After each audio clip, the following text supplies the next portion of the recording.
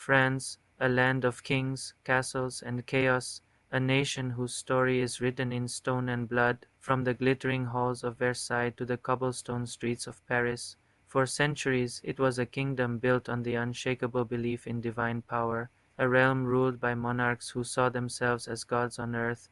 But how did this mighty kingdom, the envy of the world, collapse under the weight of its own people? How did a nation of subjects become a nation of citizens? This is the epic story of France from absolute power to absolute revolution. Our story begins nearly 1,000 years ago with the rise of dynasties like the Capetians and later the Bourbons. These weren't just rulers. They were architects of a nation. They consolidated power, expanded borders, and slowly forged the Kingdom of France. This long process culminated in the age of absolute monarchy, a system perfected by one man, Louis XIV, the Sun King. His famous declaration, "État c'est moi, I am the state," wasn't just a boast. It was a statement of fact. From his opulent palace at Versailles, a golden cage of breathtaking beauty, he controlled every aspect of French life. This was France's golden age, a dazzling era of art, architecture, and towering ego. As plays graced the stage, the gardens of Versailles bloomed in impossible symmetry, and French culture became the benchmark for sophistication across Europe. The king was the sun, and the nobility were mere planets orbiting his magnificent glow. But while the court danced and dined, out in the real world, shadows were beginning to lengthen. For every gilded mirror in Versailles, there were 1,000 empty plates in the countryside. The glory of the monarchy was built on a fragile foundation.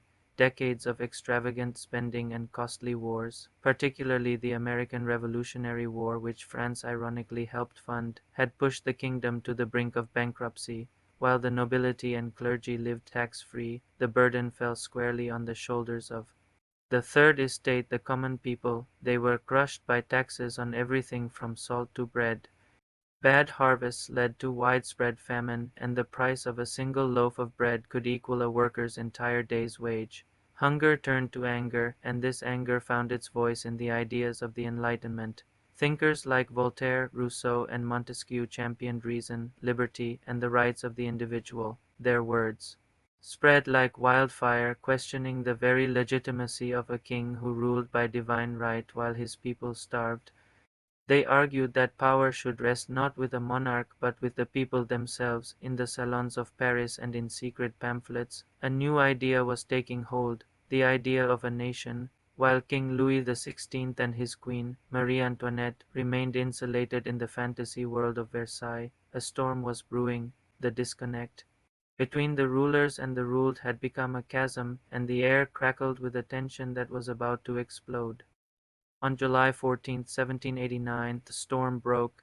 An angry mob, desperate for weapons and gunpowder, stormed the Bastille, a medieval fortress used as a state prison. This act, while strategically minor, was a symbolic earthquake. It was the moment the people realized their own power. The French Revolution had begun. What followed was a dizzying, terrifying decade of radical change. The Declaration of the Rights of Man and of the Citizen proclaimed that all men were born free and equal in rights.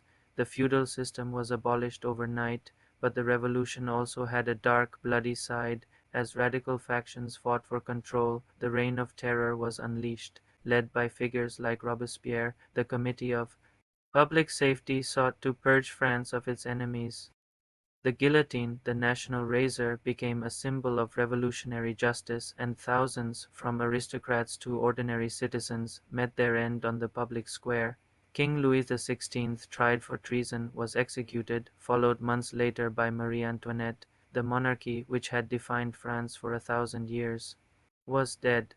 The people were now sovereign, but their new republic was drowning in chaos and blood. France had torn itself apart, and in the ensuing power vacuum, the stage was set for a new, singular figure to take control. Out of the ashes of the revolution rose a man of unparalleled ambition and military genius, Napoleon Bonaparte. A young Corsican officer of minor nobility, he ascended with meteoric speed through the ranks of the revolutionary army. He was brilliant, charismatic, and utterly ruthless.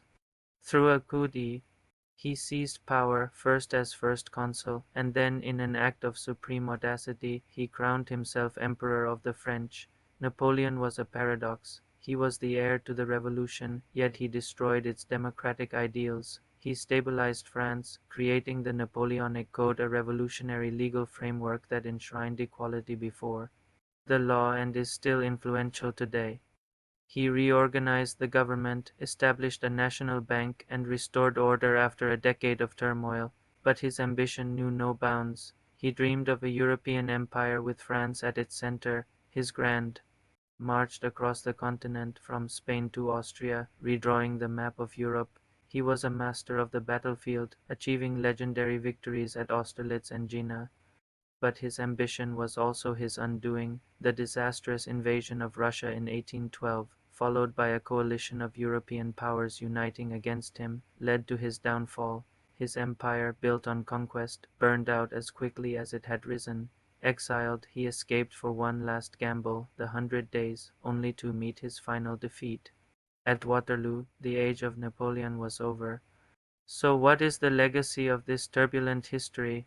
From the ashes of monarchy, revolution, and empire, modern France was born. The chaos forged a new national identity, centered not on a king, but on the principles of liberty, equality, fraternity. This wasn't just a motto. It was a promise, a declaration of a new kind of nation, a republic built on the idea that sovereignty belongs to the people. The French Revolution sent shockwaves across the globe, inspiring movements for democracy and independence for the next 2 centuries. Its ideals have become a cornerstone of modern Western thought. The story of France is a powerful reminder that no system is permanent, that the call for justice can topple the mightiest of thrones, and that out of the most violent of storms, a nation can be reborn. Thank you so much for joining us on this journey through French history. If you enjoyed this video, please give it a thumbs up and consider subscribing to the channel for more stories like this one. We'd love to hear your thoughts in the comments below. Until next time.